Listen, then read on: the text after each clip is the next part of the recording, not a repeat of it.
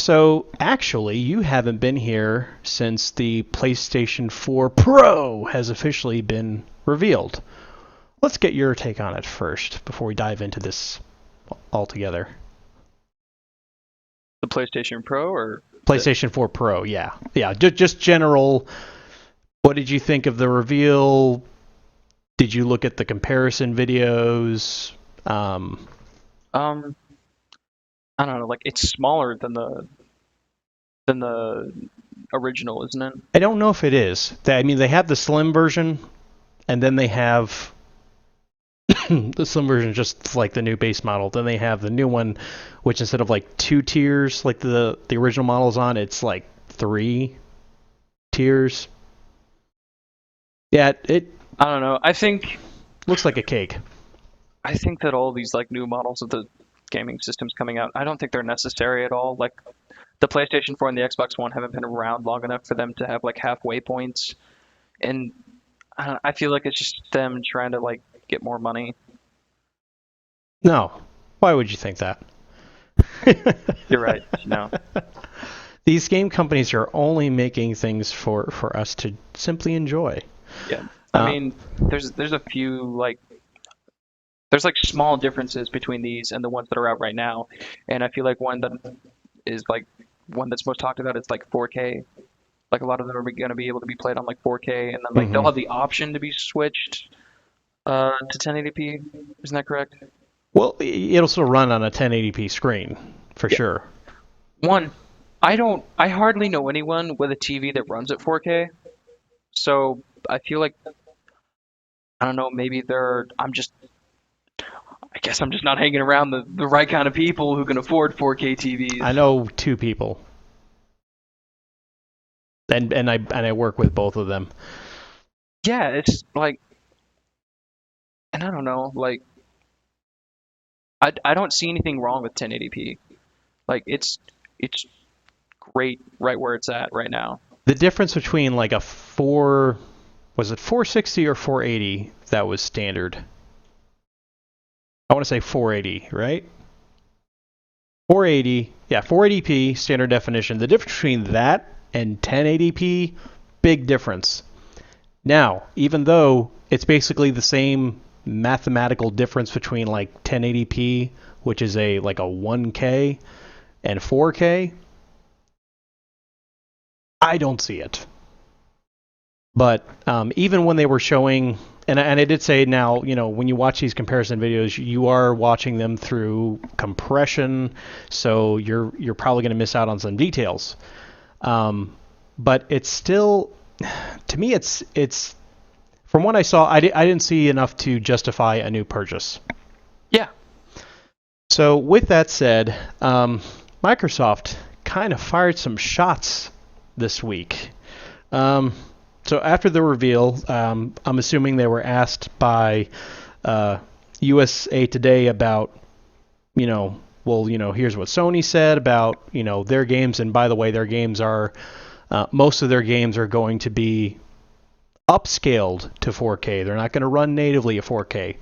That is an important thing, to say when games get upscaled and they're not natively running at that resolution, as opposed to just running at that resolution without any post processing taking place.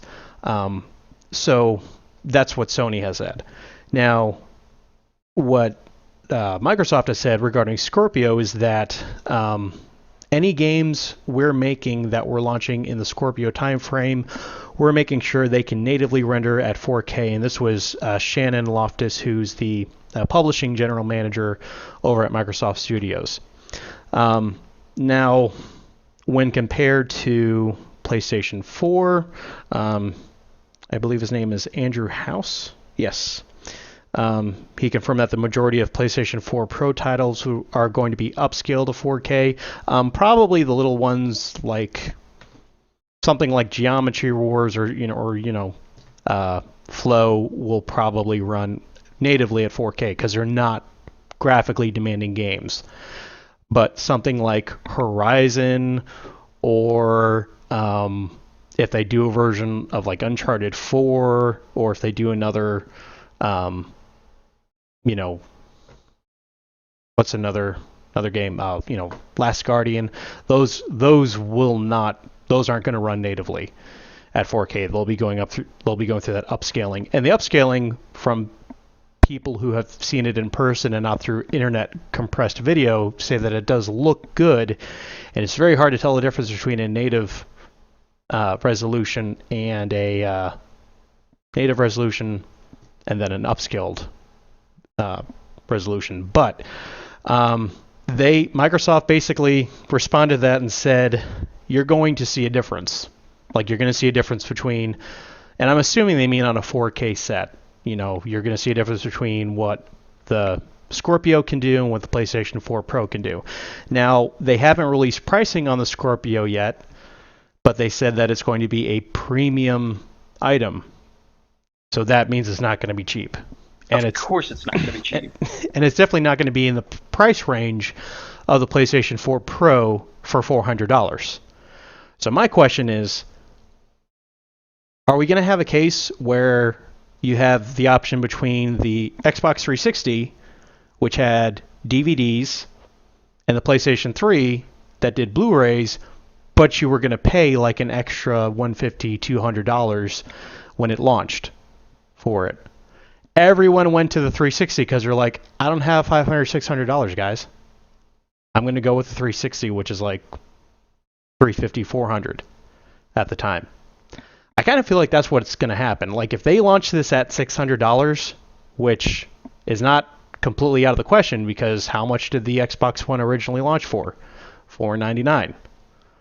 So if $499 is not considered a premium price, it's got to be higher than that.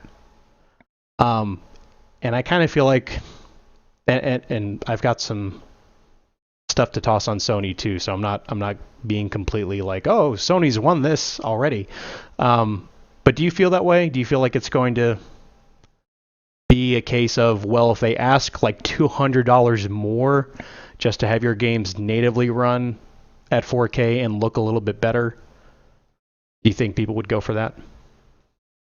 No, not really. I feel like people, like, unless you're just a super fan of Microsoft or Sony, generally people are going to go for the cheaper option because, like people have their certain like video game series that like they love, but ultimately they're going to want to play video games just like everyone else. So they're going to want to go for like whatever one they can either afford, or if they want to go for that one, they're just going to save up for it and get that one and just be like that person who just really wanted that. And I don't know, honestly, I think it'd be a little silly just to get like an upgrade right now. It's really hard for me to like try and come up for reasons to buy these things Right. when I see no reason in buying it for myself. Right. Especially when they're showing like, here's the PlayStation 4 Standard Edition of the upcoming Spider-Man game. Here's the PlayStation 4 Pro version of the upcoming Spider-Man game. You could have switched the images. I wouldn't have been able to tell. But that being said, they're saying that the PlayStation 4 Neo, or not Neo, we're not calling it that anymore, the Pro is supposed to deliver something like 4 teraflops, and the Scorpio is going to be able to push 6 teraflops. And some people will swear by that. Some people will say, that does give you a lot more potential to deal with. But if they are pushing for that horsepower to go towards processing 4K, because you have to understand, NVIDIA just came out with a line of video cards, the 1060, 1070, 1080. Those are, well, I wouldn't say the 1060, but the 1070, the 1080 especially, is fairly 4K competent when it comes to gaming. We just got there for PC gaming.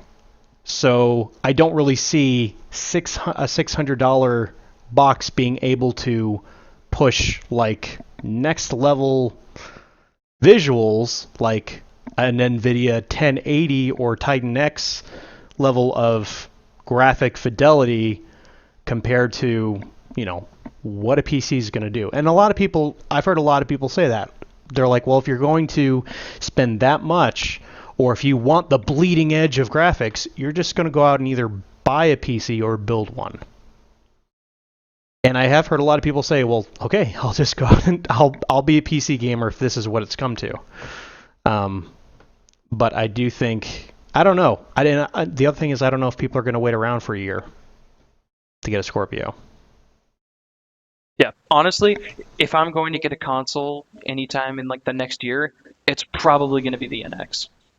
Just because like that's a brand new thing that's coming out, and that's going to be like, Something completely different that we haven't seen before. yeah, new games for that in series that we all love that look like Legend of Zelda looks extremely promising right now. And I would Hmm. absolutely love to play like a Skyrim Legend of Zelda style game. So like if I will have the money to get a console and a few new games for that console, I'm going to give it to Nintendo. Just because it's new and I already have an Xbox One, so I'm not going to just get an upgrade for something that's like, okay, it can run at a 4K resolution, Hmm. but I don't have a TV that can do that, so it's useless for that function. Right. And everything else works fine. And like I said, the horsepower is going to be pushing for that 4K resolution that's already, we just got there with PC pretty much. All right. So for console gaming to do that, you're not going to, that horsepower is going to go towards that. They're not going to have like, okay, so here's the 4K mode, which runs at 30 frames per second, and here's the 1080p mode that runs at 60 frames per second. I'm good with the 1080p 60 frames per second Yeah. version of that game. I don't think they're going to do two different modes. It's if it runs at 30 frames per second on 4K, I'm betting they're just going to have it run at 30 frames per second, no matter what resolution you run it at. So I don't know. It's I'm with you. The whole move by Sony and Microsoft. This is really frustrating, and also, and I hate to bring it up because I keep bringing up the example of the new 3DS. NX launches in March. If the rumors are true and it's a handheld and a console hybrid, that's going to be the new handheld for Nintendo. So you're going to start to see 3DS support kind of, the life of the 3DS is going to be done at that point for all intents and purposes, right? Yeah. So when did the new 3DS come out? Less than, not even, like barely over a year ago, right? Yeah. I want to say like summer of 2015, I think so. or even fall. It may have been a year ago. I don't know. You're getting 2 years, less than 2 years for that brand new halfway upgrade thing. When's the PlayStation 5 and the next Xbox going to come out? I know there's talk about, well, they may not come out with one. At this point, I really don't see that not being the case. So just save your money, and then if you want a 4K capable console, just wait for the next generation. Yeah. I feel like they'll build them from the ground up to do 4K instead of these handicapped, slightly modestly upgraded systems.